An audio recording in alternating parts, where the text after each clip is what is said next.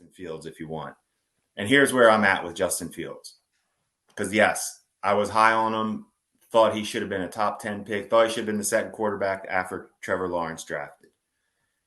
Everybody I spoke to that scouted Justin Fields came back to me with one thing that I really didn't give enough I didn't know myself, but I kept hearing he holds the ball, doesn't see it, doesn't get rid of it on time.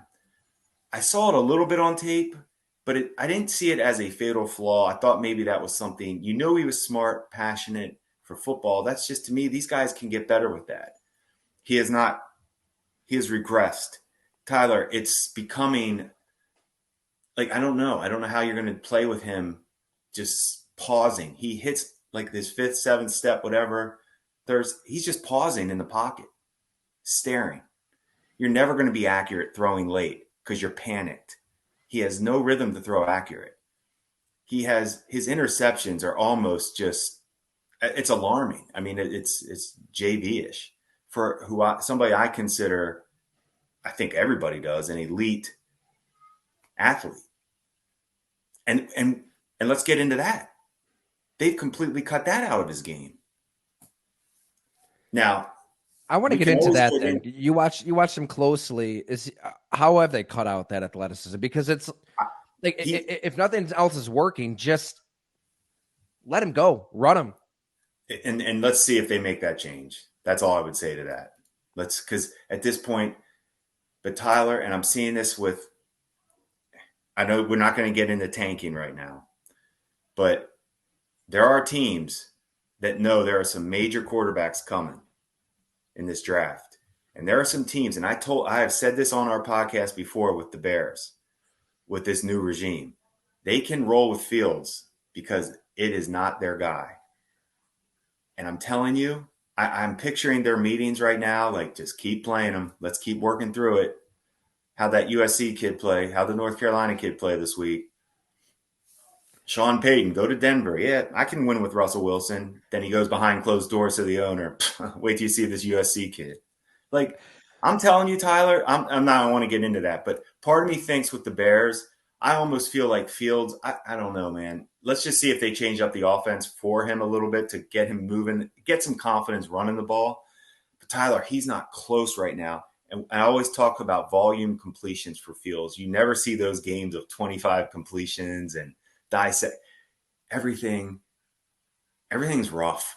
I mean, it's just balls are popping up in the air, screen pass. It's just ugly, ugly football because he just pauses. You know what phenomena just fascinates me, Jim? And I was just texting my brother-in-law about this. I was off of an interview that we'll have a story with a player who mentions it too. The idea of flow state, like where being in the zone, and we hear it thrown around so much, in highlight reels and broadcast announcers, all that. But like when you're really in a flow state, it really is just like you're playing and you're not thinking. You're just operating off of a reaction. But it's true because I even remember at a much, much smaller scale in a high school game after I split my head open against North Collins. It was crazy. Maybe we've talked about it. I don't know where I got hit on the head and blood all over the court back in the Ellicottville days. Got my head stitched up, came back, and it didn't even really feel like I was playing. It was almost like you're outside of your body watching yourself play. It's crazy. And Sammy Watkins talked about this too in our, bizarre, insane, yet fascinating conversation a few years ago. And that's the flow state. And a lot of athletes try to chase that to get to a point where you are just playing. You're not thinking. You did so much preparation. You're so ready for these games that you just go out there and cut it loose. And I think you see that out of the very best of the best quarterbacks, where obviously you have to think at the line of scrimmage because you're making calls, you're making audibles, but it's just coming so naturally that, you're not like Justin Fields in that game, holding the ball and patting it and seeing that receiver open, yet not throwing it. Like there's one play, I'm sure a lot of folks out there have seen the screenshot where I don't even know what receiver it is. He's wide open on an in-breaking route, and Fields' eyes are clearly looking right at him, and he doesn't throw it. If you can find that quarterback who can find that flow state and just plays and gets into a rhythm and cannot be stopped, you're in a very good place.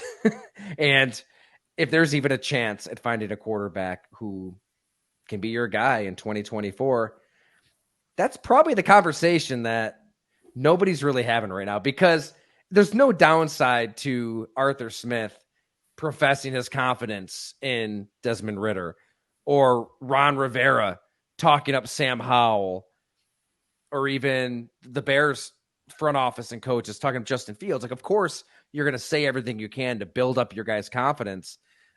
When you really look at the state of the situation, like, Sam Howell's a 5th-round pick who's unbelievably cheap.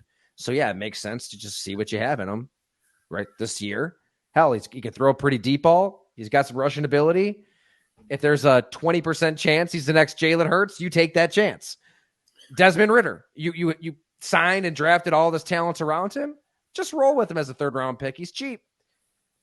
And Justin Fields. I hadn't really thought about that with Fields. I've been so stuck in the mindset of they chose Fields over Bryce Young, Anthony Richardson, CJ Stroud. But that's probably the short-sighted way to look at it. They chose Fields because he showed enough in that little 3-4 game stretch last season where he was awesome. You stopped what you were doing to see what Fields would do next. He showed enough there to warrant another season, to where if you have the belief from ownership, like if you know that ownership isn't just going to cut the cord on you, yeah, see it through this year. And maybe if it doesn't work out, worst case scenario, you're the Chicago Bears. You've got a gazillion picks to work your way up to the first pick, if you don't already have the first pick, to take Caleb Williams.